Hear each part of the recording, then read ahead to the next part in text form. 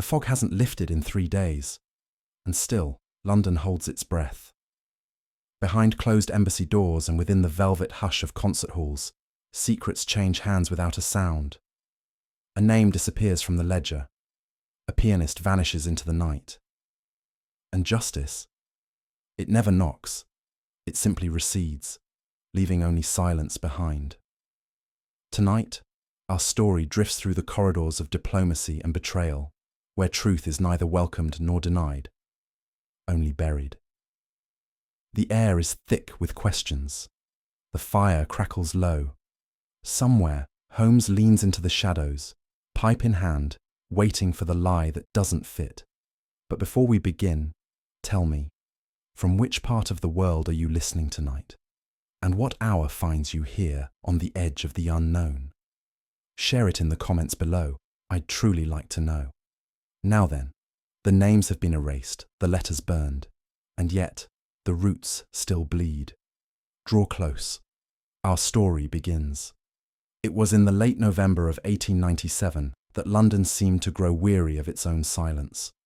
For 3 days running, the city had been swathed in a thick, sluggish fog, the sort which clung low to the streets, obscured even the gas lamps, and pressed in through the window panes with a damp insistence. At Baker Street, the fire burned steadily, but could do little to dispel the gloom that had settled not only over the city, but, I dare say, over my friend Mr. Sherlock Holmes as well. He sat, gaunt and motionless, in his armchair by the hearth, his long fingers steepled and his gaze directed toward the coals, though I suspected his mind was elsewhere, roaming across the frontiers of abstraction. A stack of unopened correspondence lay untouched upon the table beside him, and I knew better than to disturb his silence with conversation. Holmes, like the barometer, falls with the pressure of inactivity, and in these periods of calm between storms of investigation, he could grow irritable, or worse, lethargic. It was on such an afternoon that the case which I am now compelled to record first found its way to us, quietly, and with a single knock at the door. Mrs. Hudson, ever discreet, announced that a gentleman's servant waited below with a note addressed to Mr. Holmes.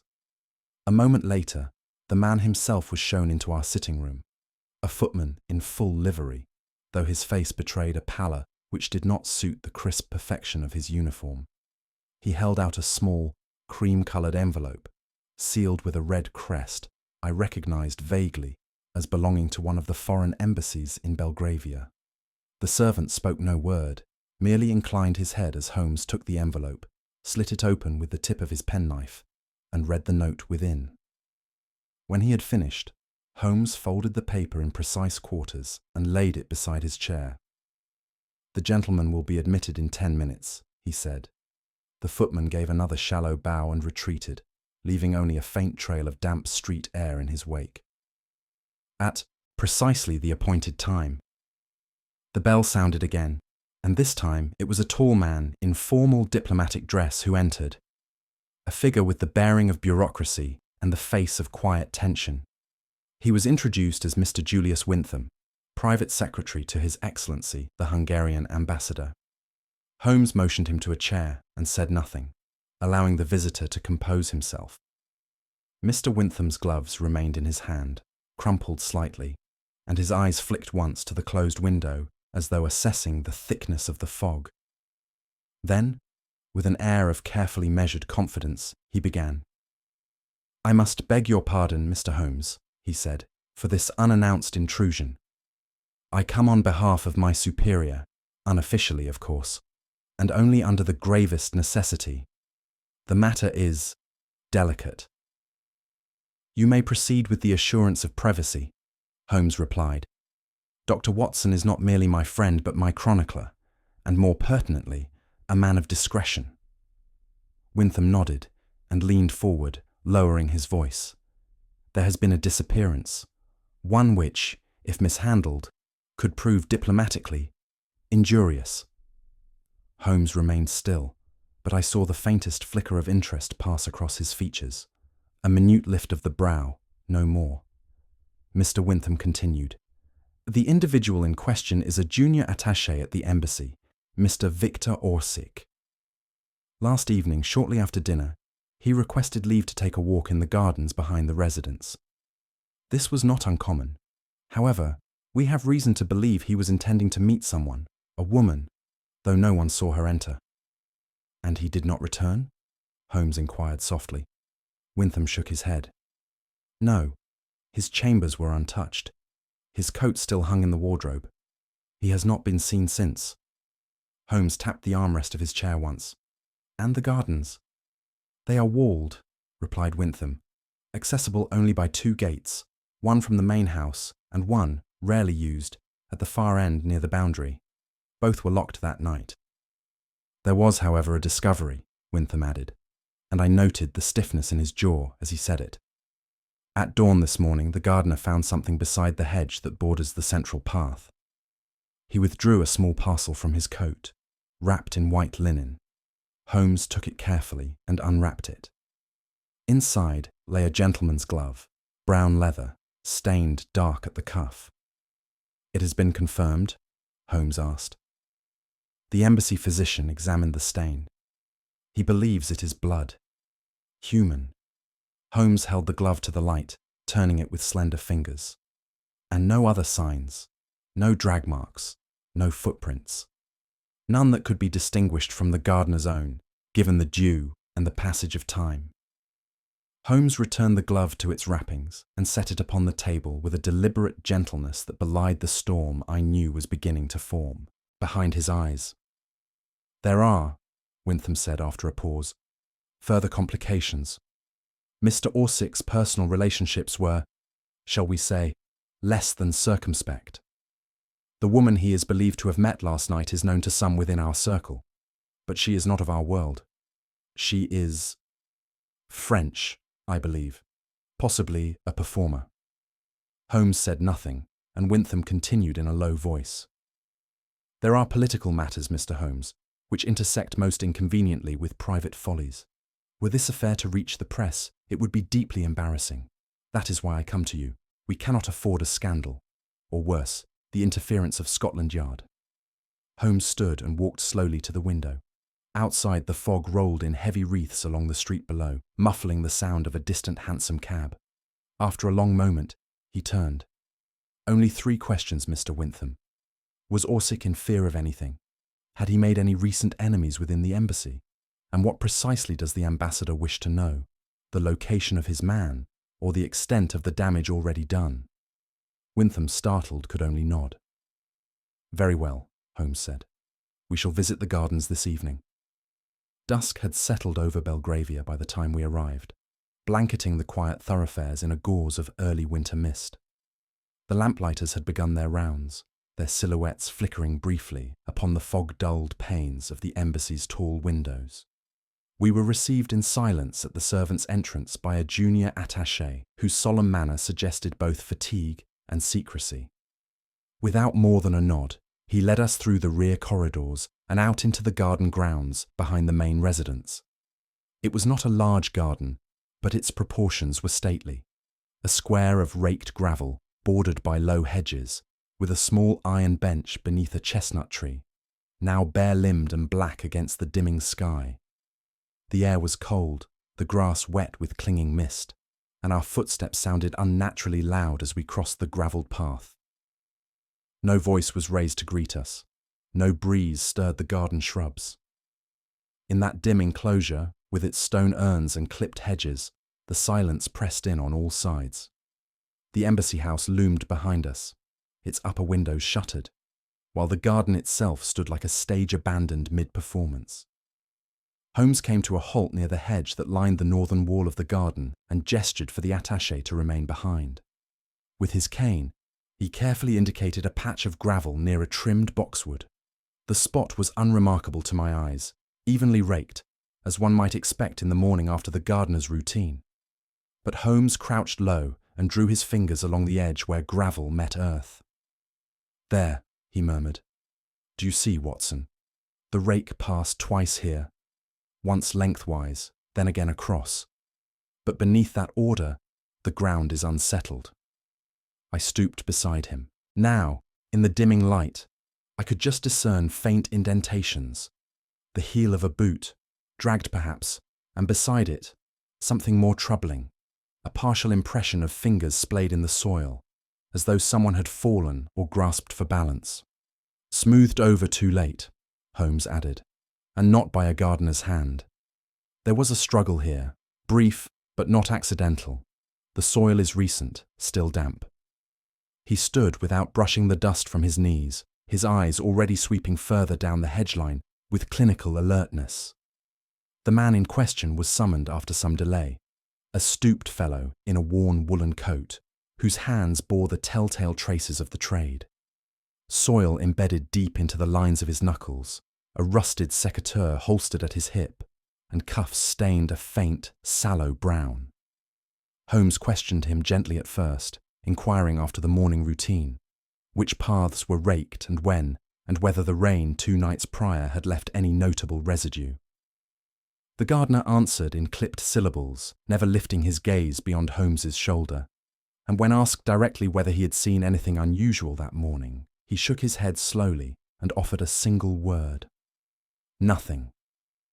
Holmes examined the man as he spoke, not merely his answers, but the way he moved, the nervous twitch at the corner of his eye when pressed, the way his hands fidgeted at the edge of his apron. I noticed too a faint bruise across one wrist and a reddish smudge on his inner cuff, neither of which, I dare say, belonged to a garden. "Thank you," Holmes said softly at last. "That will be all." The gardener hesitated, bowed slightly, and departed the way he had come, leaving behind, as Holmes observed, not footprints, but a scent of tobacco mixed with something more acrid. We made our way to the rear of the garden, where a narrow iron gate stood beneath a stone arch flanked by ivy. The gate itself was of blackened iron, its latch rusted but intact, and secured with a lock far more modern than the rest of the structure. Holmes examined it with interest, tapping lightly on the handle, and then turned to our escort. "How many keys are there to this gate?" The attaché answered without hesitation. "3, sir. 1 in the ambassador's possession, 1 held by the steward, and a 3rd, recently, assigned to Mr. Kossuth, our night clerk." Holmes inclined his head. "And which of these men was on duty last evening?" The ambassador dined out. The steward retired early. Kossuth remained until after midnight. Holmes said nothing, but the sound of his cane tip against the gate's frame echoed with soft finality. The gate itself, I noted, showed no sign of forced entry, but a thin cobweb stretched across the base had been recently torn. We returned slowly toward the main path, and it was then that Holmes stopped again, this time before a stretch of hedge beside the central bench. He crouched low, once more reaching into the undergrowth, and withdrew a small fragment from the damp soil. It was a cigarette, foreign in make, slender and half crushed as though discarded in haste. He held it to his nose, then tapped it gently on his palm. "Turkish blend," he muttered. "Rolled with clove paper. Uncommon in London, but not in Pest." Beside the cigarette, he pointed to a single carnation blossom, half wilted, its white petals tinged faintly pink. It had been flattened by a shoe, the impression still faintly visible beside it, narrow-soled, pointed, feminine. Holmes said nothing further, but placed both items in a small pouch he carried in his coat. The attaché, for his part, looked increasingly uneasy. "These details," he said, they do not prove anything, do they?" Holmes gave him a look which could not be called unkind, but it was no reassurance either. We had begun to take our leave when Holmes paused by the wrought-iron fence that separated the garden from the narrow lane beyond. It was here, just beneath the curling tip of the ironwork, that he reached up and drew forth a fragment so slight it might have passed unnoticed in daylight. It was a shred of pale silk, cream, with the faintest glint of embroidery, no more than 2 inches in length, but unmistakably torn. Holmes held it against the sky, then tucked it away. "Not a man's garment," he murmured. I said nothing, for there was something in his voice, not surprise but confirmation, that stilled further speech. We followed our escort back through the quiet embassy halls, and as we passed a darkened window, I caught a glimpse of my own reflection, uncertain and faint. That night, as we stepped again into the fog of Baker Street, I could not shake the feeling that we had been walking not in a garden, but in a grave not yet marked. The morning following our return from Embassy Gardens found Holmes in one of those peculiar moods of suppressed animation, during which his movements became precise to the point of theatrical restraint. He stood at the hearth with a length of telegram tape in hand, and his breakfast quite untouched. His eyes held that distant, metallic gleam I had come to associate with the whirring of mental cogs turned swiftly in private. "The woman," he said, "has a name." I waited, for I knew better than to interject. Celeste Bereny, Franco-Hungarian by origin, concert pianist of considerable repute. She is said to possess a technique of almost hypnotic precision and an aversion to structured society. She is also, according to certain voices, a discreet acquaintance of Mr. Victor Orsic. "How did you arrive at this?" "A string quartet," he replied, "and a whisper in the vestibule of the Reform Club. I find music and gossip often share a key signature, Watson, particularly when both are off-tempo. Though I had not heard the name before, it required only a handful of discreet inquiries to ascertain that Miss Bereny's reputation preceded her like the minor key of a haunting melody. Among the ladies of Mayfair, she was admired for her refinement and poise, though not always welcomed. Among certain political salons, however, her name stirred a subtler chord. She was rumoured to entertain in her Kensington drawing-room not merely the lovers of Chopin, but exiles from Vienna, Prague, and the lesser-known border provinces where revolutions simmered like smoke beneath the soil. Some said she was a muse to radicals, others, a spy draped in silk. But none could say with certainty who paid for her lodging, nor from whence her invitations flowed. Holmes, ever amused by the contradictions of human judgment, observed, "A woman who speaks in phrases and listens in silences, Watson, far more dangerous than one who shouts in manifestos." That afternoon, Holmes vanished from Baker Street without word or companion, a practice which never ceased to frustrate me, though I had long since ceased to protest. When he returned shortly after dusk, his collar bore the scent of tobacco not his own, and a faint smudge of dust marred the cuff of his right sleeve. He said little during supper, though I noted a half-smile curling his lip when I inquired whether he had spent the day in musical appreciation. "Appreciation, no," he replied. "Observation, yes. The Philharmonic knows her name. So too does the Hungarian Literary Society. So, curiously, does a tobacconist in Fitzrovia, who stocks a particular clove blend one does not acquire for aesthetic purposes alone." He paused and tapped his fingers against the arm of his chair.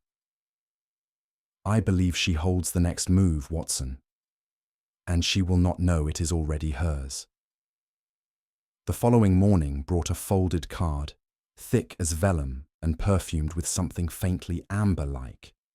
It bore a simple inscription in a firm, slanted hand.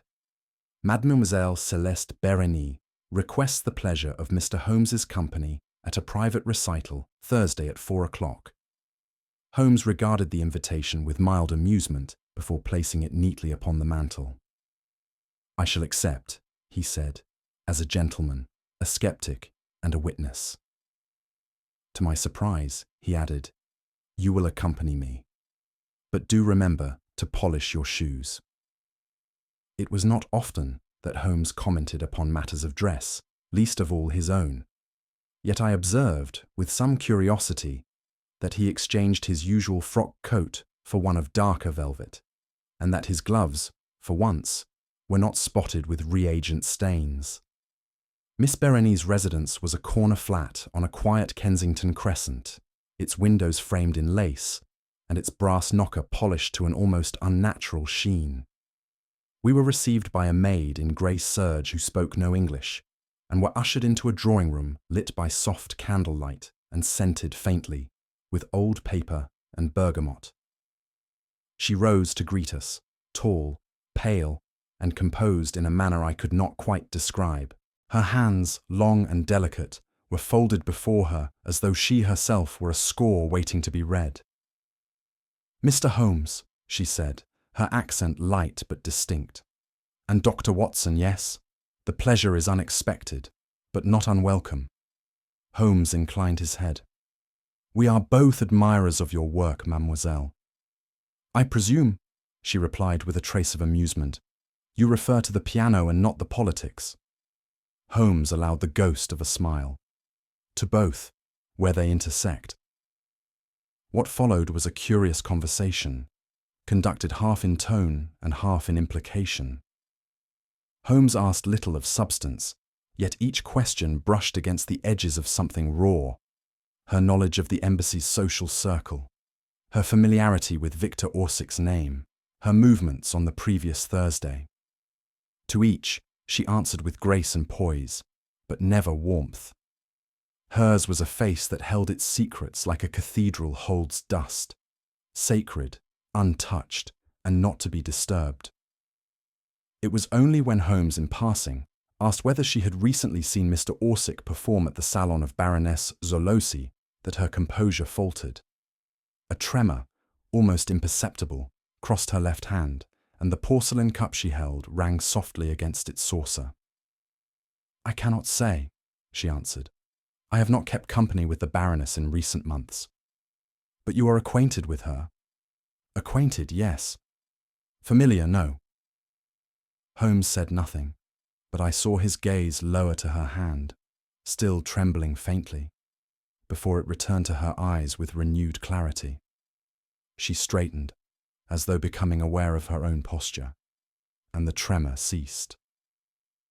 I began to feel that we were intruders not in her home, but in her interior world, a place in which memories had grown dangerous, and silence was safer than confession. As we made our way to the vestibule to take our leave, Miss Berenice turned slightly and remarked, "It is always pleasant, Mr. Holmes, to entertain those with a genuine love of art." Holmes bowed slightly. "Art and truth, mademoiselle, are not so far apart as we often pretend." Her smile did not reach her eyes. Once outside, as we stepped into the cold dusk, Holmes walked in silence for several minutes before speaking. "Her concert," he said suddenly, "ended at 10:30. She claims she arrived home just before midnight." "Yes?" "But her parlour clock, a Viennese style, was set 15 minutes fast.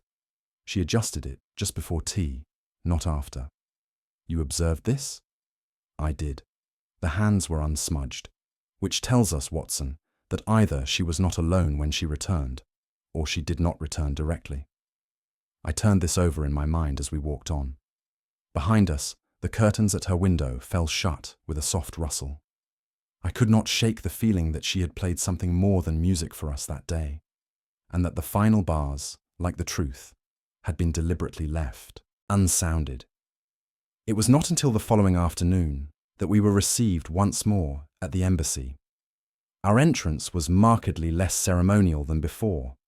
No escort this time, no stately pace through the halls, only a brisk ushering through narrow corridors by a junior clerk who seemed anxious to avoid eye contact.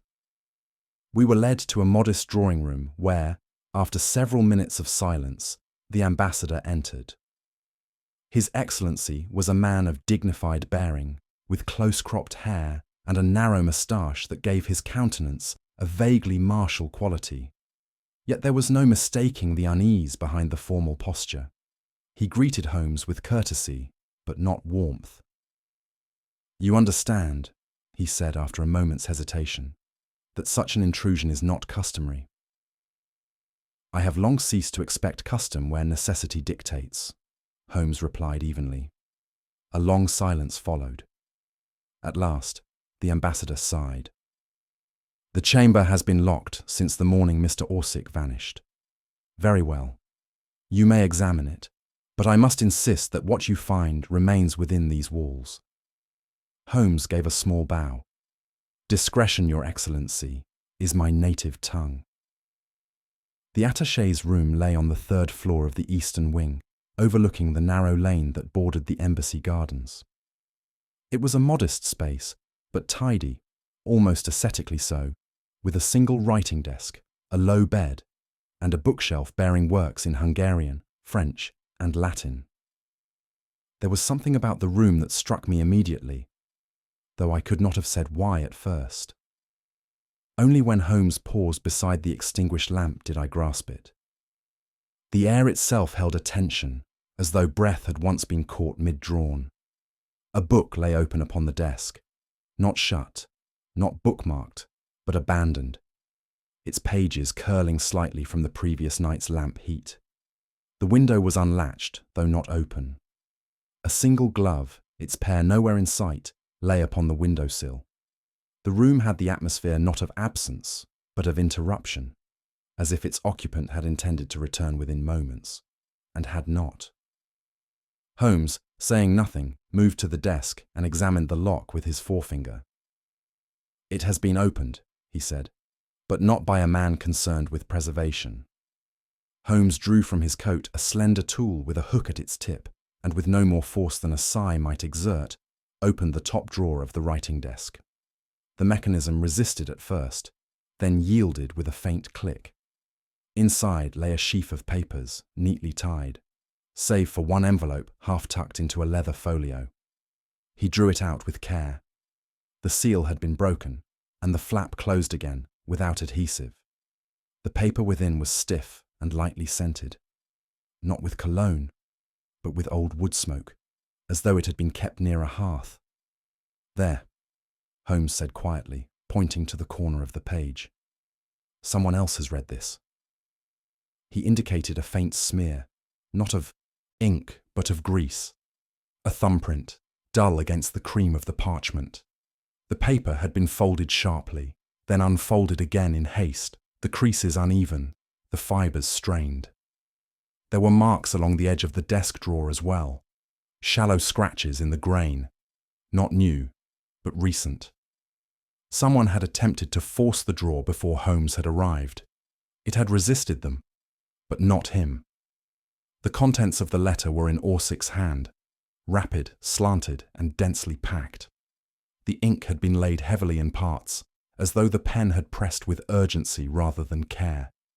To whom it may concern, or to none. I do not know who shall find this. If no one, perhaps the fire will be a better reader than any man, but I must write it somewhere. I cannot carry it alone. They are altering documents, letters of passage, border treaties, official seals, all forged, yet with such precision one might mistake them for the truth. I found one by chance, hidden within a sheaf of agricultural correspondence. Why would such letters include amendments on troop movements? I brought it to the steward. He smiled. "Watson." He smiled.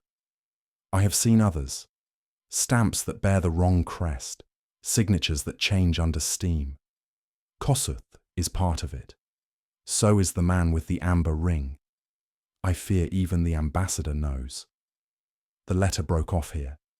The last line was jagged, the words crowded and uneven, as though the hand that wrote them no longer moved freely.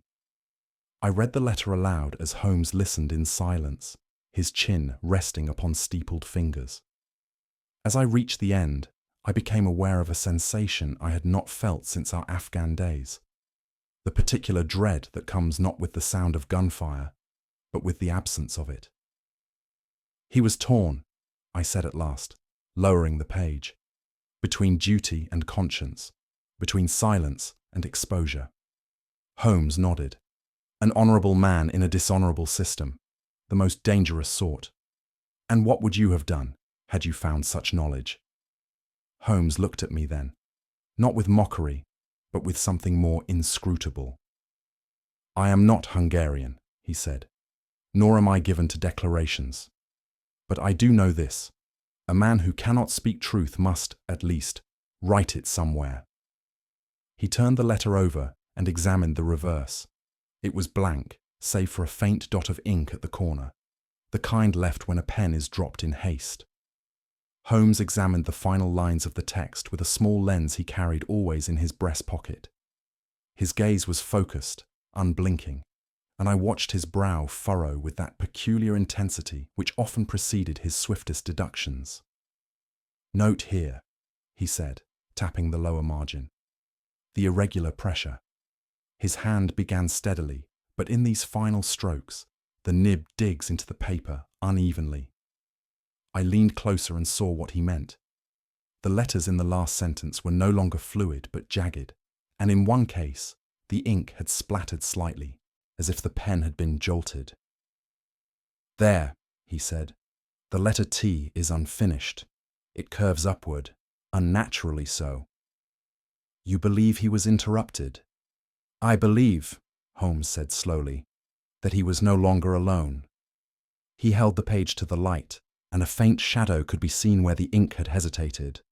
Not bled, merely hesitated, as though the writer had paused with something pressing upon his shoulder. At the very base of the page, beneath the final full stop, were 4 words, scribbled hastily in a different script. The letters were cramped and close together, and to the untrained eye, indecipherable. Holmes read them aloud in a quiet voice. "Oke it vanak, boxas meg." "They are here. Forgive me." The silence that followed was not born of drama, but of understanding. It was the silence of the final line in a requiem, not loud, not empty, but heavy with what had come before. Holmes folded the letter and replaced it in the folio. "I fear," he said, "that we are no longer looking for a man, Watson." I met his gaze. "You mean he is dead?"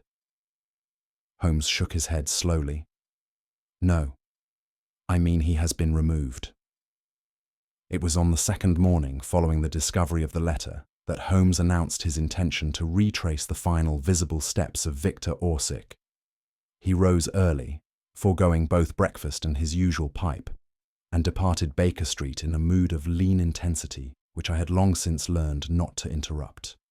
When I joined him an hour later near the diplomatic quarter, he was already in conversation with a pair of handsome cabmen outside a quiet mews. Their speech was low and clipped, not evasive, but cautious, as though they themselves feared that words might somehow embroil them in matters beyond their station. "The attaché departed here," Holmes explained to me as the cabmen returned to their ranks. He was seen entering a carriage shortly after 8 o'clock that evening, alone, coat unbuttoned, face pale. The driver left him at the north end of Embassy Gardens. He paid in coin and said nothing further. "Does that narrow our field?" "It tells me one thing at least," Holmes replied. He did not intend a return trip. From the mews, we walked a short distance to a modest tobacconist's shop, nestled between a haberdasher and a quiet bookbinder's. Holmes entered without ceremony and engaged the shopkeeper, a portly man with a fine moustache and a wary eye, in soft-voiced inquiry. After some initial deflection, the man recalled serving a Hungarian gentleman who purchased a half-dozen Turkish cigarettes on the evening in question. He remembered the purchase for an unusual reason. The man had dropped a coin in his haste and stooped to retrieve it without speaking. More curious, however, was what the tobacconist observed from his window not long after. A figure had stood watching the shop from across the street, motionless beneath a flickering gas lamp. The observer was a man of average height, but marked by a pronounced limp. On one hand, he wore an amber ring, large as a sovereign, the tobacconist said, with no small flair. "A watcher," Holmes murmured as we stepped back into the street. "Or a gatekeeper." The fog had lifted slightly by mid-morning, allowing Holmes to chart Orsic's final known path with something approaching certainty. We followed it step for step, from the tobacconist's door, across the narrow street, and along a hedge-lined corridor that led to the side entrance of Embassy Gardens. There was, Holmes remarked, a curious narrowing of the route, a place where the buildings pressed inward and the gas lamps grew sparse. Here the paving stones grew damp and uneven, and it was easy to imagine how, in poor light, a man might lose both direction and vigilance. Holmes paused just beyond this constriction and examined a rusted drainpipe near the corner. "A perfect vantage," he said, high enough for observation but low enough to remain unseen. If Orsic were being followed, this would be the place to close the distance. I could not help but feel the chill rise along my collar, for there was something deeply unsettling in retracing the path of a man who had walked this way, and not walked out. Through a series of quiet inquiries, more in tone than word, Holmes soon confirmed the identity of the limping man with the amber ring. He was Emile Kossuth, a clerk employed at the embassy in a minor but not insignificant role, responsible for nighttime correspondence, ledgers, and the safeguarding of document keys. Kossuth was a political émigré from the Austro-Hungarian territories, once a known agitator, but long since fallen into apparent obedience. He lodged in a boarding house not far from the embassy and kept to himself, according to the landlady. Punctual, solitary, with a fondness for cardamom tea and silence. "I have no reason to complain," she said, "but I would not trust him with a child." Holmes took down the address, thanked her gravely, and did not smile until we had stepped once more into the street. "He is not the spider," Holmes mused, "but he is, I think, the thread." We found Kossuth seated at a small writing table in a room that smelled of must and sealing wax. The man was narrow-faced and thin-lipped, his greying hair combed flat, and his collar fastened with military precision. He welcomed us without surprise and gestured for us to sit. His manner was cordial, even helpful, but tinged with something I could not quite name. Not evasion, nor guilt, but an alertness which refused to blink. "Yes," he said. "I saw Mr. Orsic that evening, briefly. He passed through the rear corridor around 8:15. I did not speak with him. I assumed he was meeting someone in the garden." "And you, Mr. Kossuth," said Holmes softly. "You remained at your post the remainder of the night?" Kossuth inclined his head. "Indeed, sir. My records and key log are available, if you wish." "There will be no need," Holmes replied. But even then I noticed how the clerk's right hand, resting upon the ledger, curled slightly at the mention of the keys. As we rose to depart, Kossuth extended his hand in the manner of polite dismissal. Holmes took it, held it for a fraction longer than custom demanded, and then released it without a word. Only once we had stepped outside did Holmes speak. "His wrist, Watson. Did you see it?" "No." "Bruised, faintly, around the bone, a ring of pressure, as though someone had gripped it violently in the last 2 nights. A scuffle, possibly, or resistance. It is the hand of a man whose documents are always in order, but whose conscience, I fear, is not." Holmes paused, then added, "And his grip, weak, not from age, but fear." As we walked toward the end of the lane, I could not help but voice the thought that had lingered since our first meeting with the clerk. "He does not seem dangerous, Holmes. More pitiable. A man broken by silence, not emboldened by guilt." Holmes turned his gaze to the road ahead, his voice measured. "Pity, my dear Watson, is often the mask worn by those who once believed themselves righteous. And guilt, true guilt, is rarely loud. It is a patient thing. It waits." We turned the corner and disappeared once more into the fog, but the weight of Holmes's words followed me longer than the footsteps that carried them. The fog had thickened by the time we approached Embassy Gardens once more, this time by the less travelled alley that bordered the east wing. Holmes had said little during our journey from Baker Street, save for a single remark made in passing. "Music, Watson, has always been the most discreet of messengers." We had received no summons, no invitation, and yet Holmes had roused me just after midnight with the quiet assurance that the next move in our inquiry would not be made by daylight. We moved silently beneath the blind windows of the outer wall, our boots muffled in the damp leaves that had gathered like forgotten secrets along the edges of the stone path. The garden was locked to the public, but the bolt yielded to Holmes's hand without effort or damage. I did not ask how. Within the walled grounds the air was colder and strangely still, as though sound itself had been told to wait. We made our way across the gravel in darkness, unannounced, unseen, and, in some deeper sense, uninvited. We took shelter behind the high hedge that bordered the path leading to Miss Berenice's set of private rooms.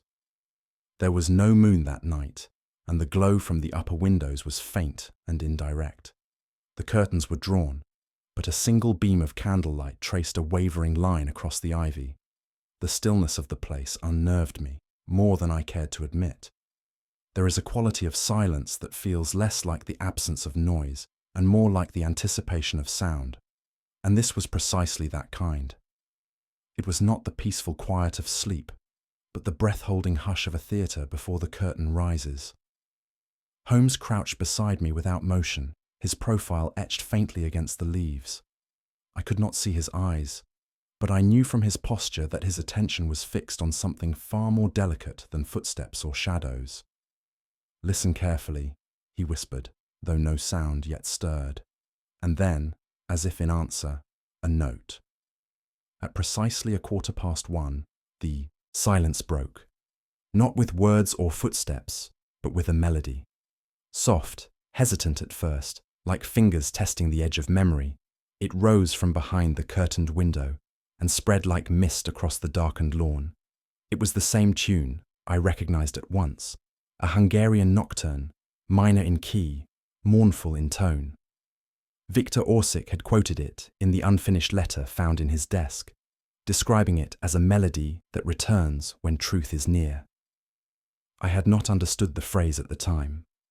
Now, as the music drifted through the hedge and across the chilled air, I felt its meaning in my bones. Holmes leaned forward slightly. His expression was unreadable, but his breath slowed as though he were listening not to the sound itself, but to the silence it disturbed. The tune continued for some minutes, rising, falling, then pausing unexpectedly, not with the conclusion of a piece, but as though interrupted by thought.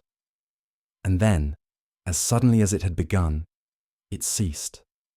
Moments after the final note fell away, a figure emerged from the far corner of the path, hooded, quick, and curiously precise in step. Neither furtive nor brazen, he moved with the calculated confidence of one who belongs in places others fear to enter. We watched as he crossed the gravel, paused at the threshold of Miss Berenice's door, and withdrew something from beneath his coat. A small envelope, which he placed carefully at the base of the doorframe. He did not knock. He did not glance about. Instead, with a smooth turn that betrayed neither urgency nor fear, he melted once more into the darkness from whence he had come. Holmes rose the moment he was gone and moved silently across the gravel. I followed, not daring to speak. At the doorstep, he paused only to examine the placement of the envelope, noting, I am certain, the angle, the pressure, the faint print of the man's heel upon the stone, and then slipped the envelope into his own coat without comment. We returned the way we had come. Holmes said nothing until we were beyond the reach of the embassy walls. It was not until we had returned to the quiet of Baker Street, with the fire revived and the blinds drawn, that Holmes finally opened the envelope. He did so with care, not for delicacy, but for evidence.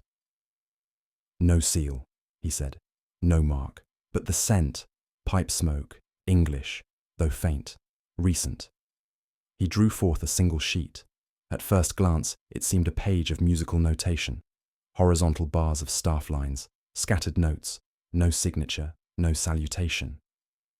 Holmes held it to the light, then placed it flat upon the table. "Do you see? Only that it is music." "Not quite," he said.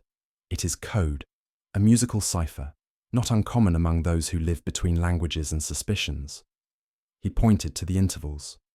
"Every note is a letter. The silence between them determines the spacing." He leaned back slightly, the corner of his mouth tightening. This was not composed, it was written. Holmes retrieved his violin from its case and began, softly, to hum the notes upon the page, not as melody, but as rhythm. Each pause, each jump in key, he marked with a spoken letter, his voice just above a whisper. "D-A-R-K," he said. Then, S-I-G-N.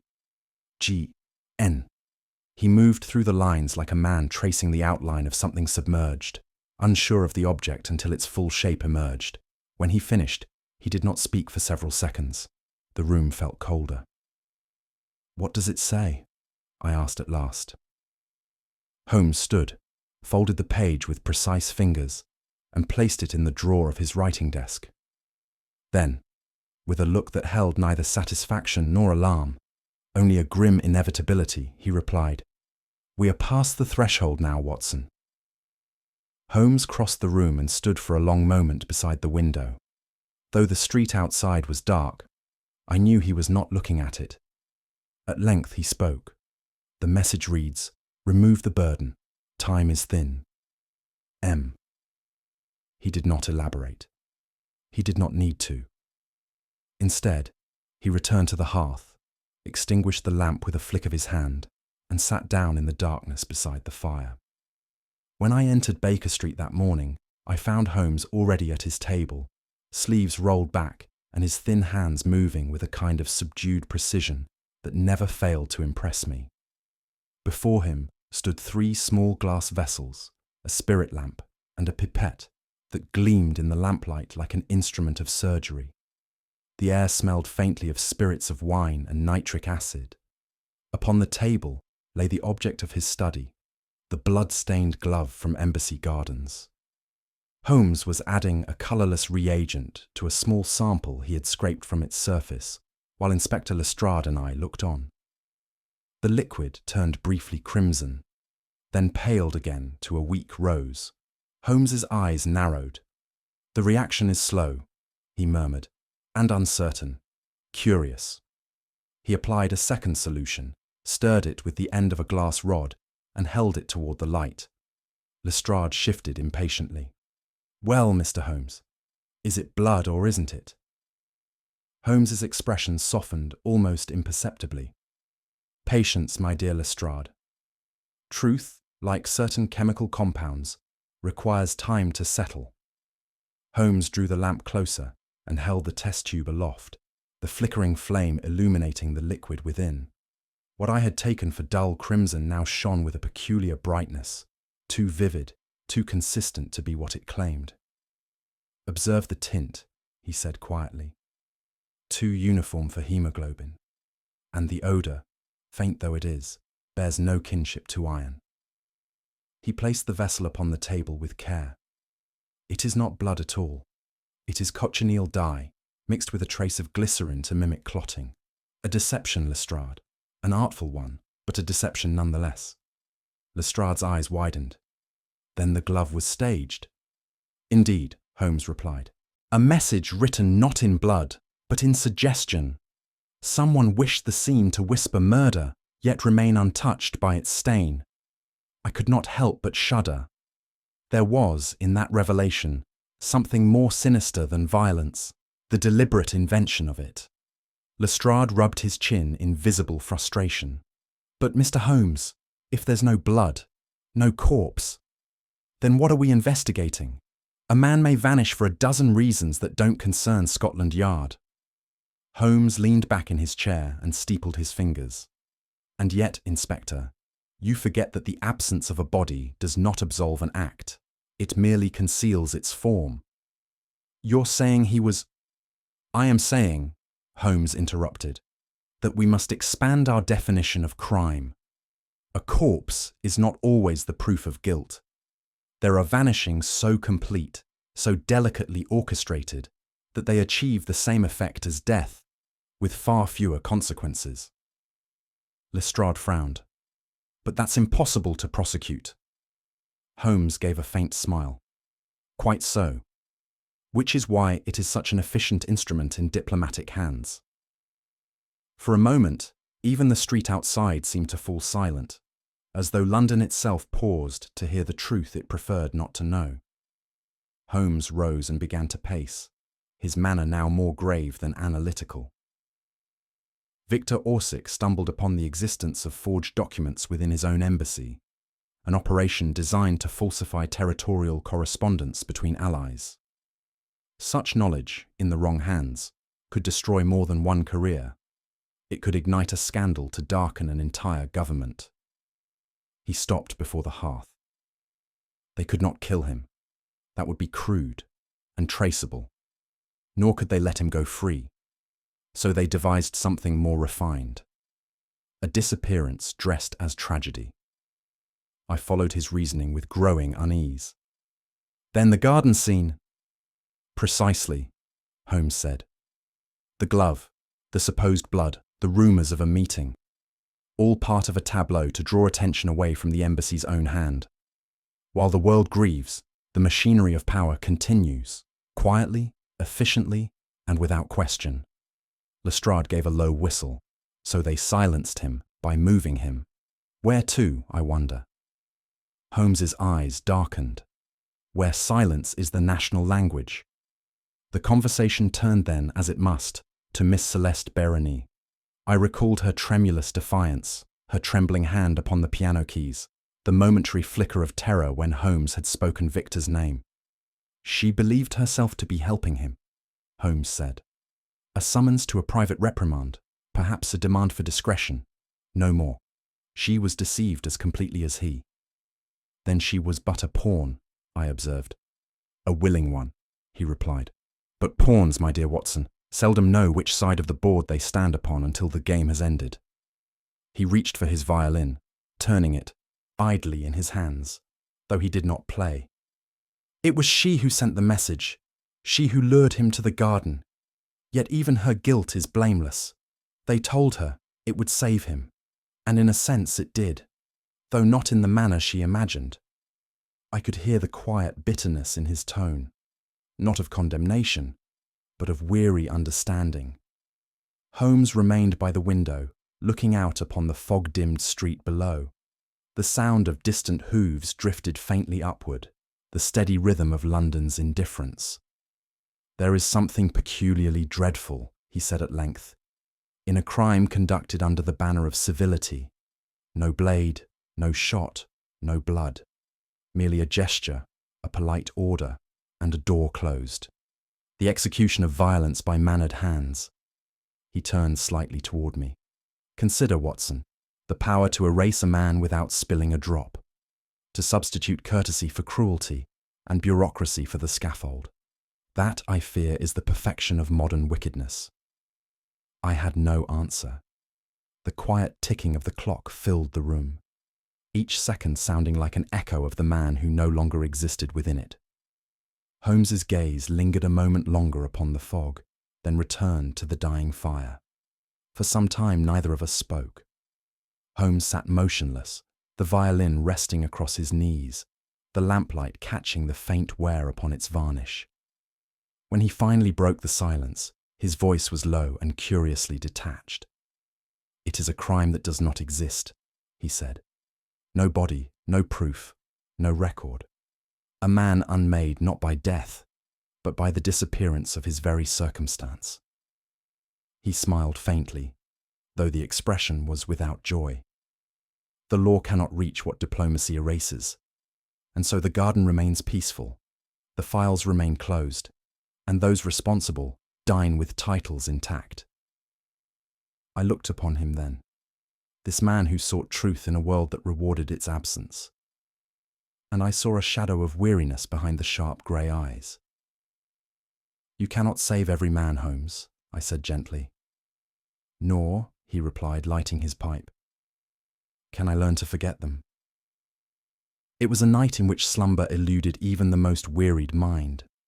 The fire at Baker Street had dwindled to embers, but Holmes remained in ceaseless motion, his long silhouette crossing and recrossing the hearth as if he walked the boundaries of an invisible map, etched in memory alone. From time to time he muttered, not to me, but to the recesses of his vast intellect, sifting possibilities like chaff from wheat. I offered him tea. He waved it away. A clock chimed 2, then 3, and still he paced, his eyes dark with preoccupation. I sat in my chair with a rug about my knees, pen poised above an unused journal, the questions crowding one another too tightly for articulation. Holmes paused at the window once, drawing aside the curtain and gazing down at the gaslit street with an expression I had seen only in the wake of those rare cases that left him morally uneasy. "The machinery of diplomacy, Watson," he said quietly, "turns more silently than a clock, and with far less conscience." With the dawn came fog, and with the fog came purpose. Holmes instructed a hansom to Miss Berenice's residence, where we presented ourselves not as detectives, but as friends concerned for her well-being. She received us with tired eyes and a soft murmur of apology for her dishevelled state. Her hands trembled as she offered coffee. Holmes refused with gentle courtesy, and asked instead, in his most unassuming tone, if she might play something to ease the morning's grey mood. She obliged, seating herself before the upright piano in her modest parlour, and coaxing from its keys a plaintive Hungarian melody, lilting and low. Holmes stood by the instrument with apparent abstraction, his gaze idly following the arc of her fingers, but I knew that look. When the final note faded, he asked if he might examine the instrument's maker's mark, citing idle curiosity. She nodded, already drifting into reverie. With the lightest hand, Holmes bent to peer beneath the keyboard, his fingers brushing the mahogany frame with deliberate care, searching not for music, but for secrets. I had risen to my feet, uncertain whether to distract Miss Berenice, when Holmes gave a faint exclamation and withdrew a narrow blade from his coat. With it, he traced the seam of a false panel concealed beneath the pedals, expertly springing the latch with a movement so swift it might have been a sleight of hand. A shallow cavity revealed itself, lined in red felt. From within, Holmes drew forth a leather-bound volume, scarcely larger than a gentleman's wallet. Worn at the corners, its clasp tarnished with age. He opened it with reverence, as one might unearth a private testament. Page after page bore neat columns of entries, sums paid, names encoded, dates marked in diplomatic shorthand. It was a ledger of transactions, silent and damning. He glanced once at Miss Berenice, still seated at the piano, head bowed, as though weighing her place in the deception.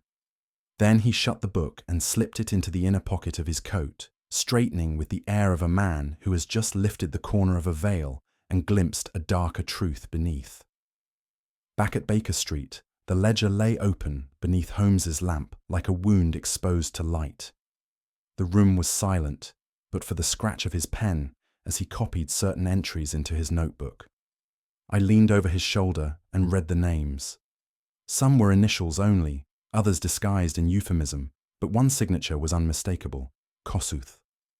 Another, less legible but similarly damning, appeared beside it, an official I recognized from a prior dispatch concerning treaty revisions on the Austro-Hungarian frontier.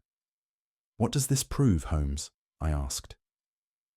"That what was taken from Orsic was not his life, but his silence," Holmes murmured.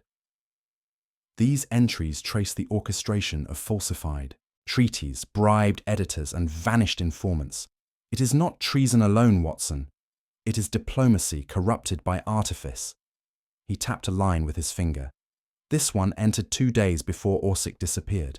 Payment delivered. No recipient named. And here, an annotation. Return sealed in song." "The piano," I whispered.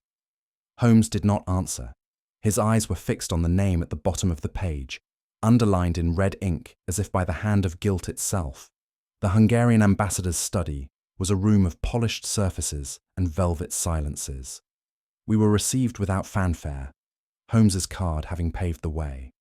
The ambassador, a lean, fastidious man with pale hands, greeted us with a nod that neither invited nor dismissed. Holmes wasted no time with pleasantries. He removed the ledger from his coat and laid it upon the desk between them like a guillotine blade. "I come not with an accusation," he said, "but with an offer." The ambassador did not glance at the book. "You presume this will interest me?" "I presume you value the appearance of peace," Holmes replied. "Return Victor Orsic. Dismiss Kossuth. In exchange, the ledger remains here, unread by the press, untouched by the courts." For a long moment, the ambassador said nothing. Then, with a sigh so soft it barely stirred the air, he opened a drawer and withdrew a small envelope. "The young man is en route to Canada," he said. "He will never return." "And Kossuth?" "Reassigned, quietly." Holmes nodded once. "Then we are agreed." The ambassador's eyes narrowed. "One further condition," he said, folding his hands upon the desk. "This conversation never occurred. The book, should it remain in your possession, must vanish, not destroyed, merely unseen." Holmes's face was unreadable. "There is no honour among deceivers, Your Excellency, but there is decorum." The ambassador inclined his head, accepting the answer for what it was. "You are English, Mr. Holmes. You understand the value of appearances. Europe is held together by such illusions." We departed without further word, the door closing behind us with a sound not unlike the soft click of a cell door. Outside, the rain had begun to fall, a fine drizzle that blurred the outlines of truth and compromise alike. As we rode back to Baker Street, I turned to Holmes. "Do you trust him?" "I trust the lengths to which men will go to protect what they fear," he replied. When we arrived at Baker Street, Holmes removed the ledger from his coat pocket and placed it upon the table. He regarded it for a long while, the way one might study a letter from the dead. Then, with deliberate motion, he stood, donned his hat once more, and departed without a word. He returned an hour later, empty-handed and faintly damp from the rain. I gestured to the space on the table. "The ledger." "Gone," he said simply. "To where?" He poured himself a measure of brandy, before replying. "To where certain things go when they are too dangerous to be preserved and too true to be destroyed." I sat in silence, uncertain whether to commend or condemn his action. "And Orsic?" "He will live. That must suffice." As I stared into the fire, Holmes struck a match and lit his pipe. "Some truths," he said quietly, "serve the world better when unwritten." And with that, the chapter closed, not in triumph, but in the hush of decisions made in the name of peace, yet forever at odds with justice. There are certain departures which, though carefully orchestrated, carry the ghostly chill of an exile. Such was the quiet release of Victor Orsic, former attaché, former fugitive, now nothing more than a line erased from a ledger few were permitted to read. Holmes and I were not present at his leaving. We received only the word, a terse note left on our table, unsigned, and bearing the stamp of bureaucratic hands unaccustomed to sentiment. It stated that the young man had been placed aboard a steamer bound for Halifax, travelling under the name Jan Horvath, with papers as impeccable as they were false. His passage was arranged not by mercy, but by expedience. I confess to a flicker of relief, though it came shaded by unease. To live was better than to be extinguished, but to live nameless, in the shadow of things one could never speak aloud, seemed a pale consolation. Holmes said nothing when I read the note aloud. He only closed his eyes and murmured, "He may yet find peace, Watson, or, failing that, forgetfulness." Kossuth's exit, by contrast, occurred without note or ceremony. No carriage was seen at his door. No diplomatic cable bore his name. One day, he sat at the right hand of the ambassador. The next, his desk lay bare, his duties assumed by a younger man whose name escaped recollection even as it was uttered. I made quiet inquiries through my acquaintances at the Foreign Office, but met only bland smiles and blank shrugs. "Reassigned," they said, the word used when someone is not to be punished, but simply removed from the stage. No charges were brought, no mention made in the papers. He was not disgraced. He was edited. "Curious, is it not?" Holmes remarked one evening. "How London forgets so quickly. A man may cast a long shadow across Europe, but step out of the light here, and even his echo fades." And so the name of Emile Kossuth passed into the diplomatic fog from whence it came. Not dead, merely unseen. Miss Berenice's final performance was to have taken place on a Thursday, a private recital at a Mayfair salon attended by the city's elite and rumour-hungry, but she did not appear. A note arrived in her stead, written in a delicate hand apologizing for her absence due to a sudden change in travel.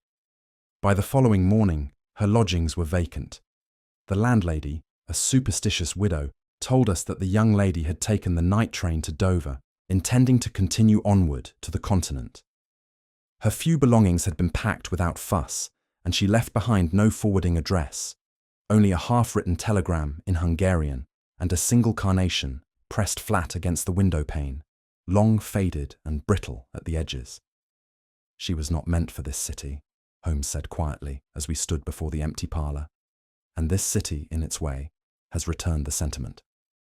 There was no farewell, only the soft scent of music long since vanished and a question that would never find its answer. We returned to Baker Street in silence. The day was grey, the air heavy with a dampness that clung to the soul more than the skin. Within our sitting room the fire struggled in the grate, its crackling more feeble than fierce. Holmes removed his coat with slow deliberation, as though the act itself bore some symbolic fatigue.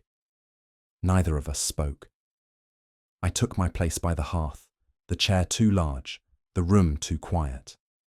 Holmes stood at the window, pipe unlit, fingers resting on the sill.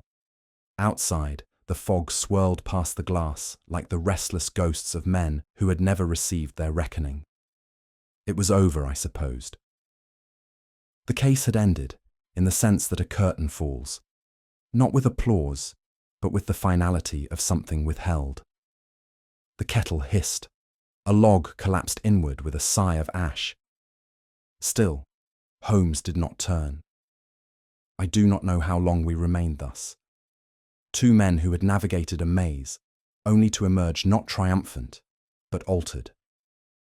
At last I rose and poured us each a measure of brandy. Holmes accepted his with a murmur of thanks and resumed his position beside the fire. For some minutes we sipped in quiet companionship, until at length I broke the silence. "It sits poorly with me," I said. "The outcome, I mean. Justice, if that is the word, has not been served. It has merely ceased to trouble the waters." Holmes regarded his glass as though it might contain answers. "You are not wrong, Watson. But there are matters which cannot be tried in courts or punished by law. The stage upon which we stood these past weeks is one of masks and misdirection. In such theatres, the applause belongs not to virtue, but to discretion. And what of the dead?"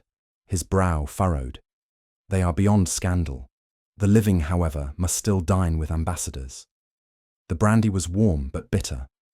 I thought of Victor, of Miss Berenice, of the lies preserved in silence, and felt no satisfaction, only the dull ache of a truth abandoned for the sake of quiet. Later, as the coals collapsed to orange whispers and the brandy dimmed in its glass, Holmes reached for his pipe. He lit it with a deliberate slowness, the flame drawing shadows across his features. When he spoke, it was not to me directly, but to the space between us, the place where unspoken things reside. "There are gardens, Watson," he said, "where the roses bloom only because the gardener knows when to cut, and when not to. Pruning, they call it. A genteel word. But make no mistake, it is a kind of violence." He paused, drawing a long breath of smoke. "In diplomacy, the shears are quiet. No blood on the blade, no cry from the stem. But beneath the soil, the roots remember. They bleed where no eye sees, where no treaty can heal." I stared into the fire, words escaping me. There was truth in his metaphor, terrible and precise. We had cut no heads that month, spilled no ink upon public pages, and yet something had bled, deep and unseen. Holmes turned to me at last, his expression unreadable. "The case is closed, yes, but the cost, that, I fear, remains open." And in that moment, with the fog pressing close and the world seemingly at peace, I understood. There are victories which resemble defeats, and those perhaps are the most dangerous of all. We sat in silence for some time, the room dim but for the soft orange glow of the fire. Holmes, his pipe held between two fingers, stared into the coals as if the embers might rearrange themselves into the ledger he had left behind. "It is a strange thing, Watson," he murmured at last. "How in the grand theatre of nations the curtain often falls without applause or justice. One man disappears into a new name, another into the void of political reassignment, and yet the piano still plays, does it not?" I looked at him, uncertain. He continued, "Not all music is meant to be heard. Some exists only to conceal what should never have been spoken aloud." I said nothing. For once I could find no argument, no defence, only a quiet disquiet that settled in my chest. Holmes glanced over. "You see, my dear fellow, truth is not always the lantern in the dark. Sometimes it is the match that burns the house down. What do you believe? Was Holmes right to let the truth vanish into silence? Or should the names in that ledger have faced the full weight of daylight? Share your thoughts in the comments. I'm curious where you stand. And if these shadows intrigue you as they do us, do consider subscribing for more mysteries from Baker Street. Don't forget to pass this story along to a friend who walks where the fog lingers and the truth waits quietly behind a locked door.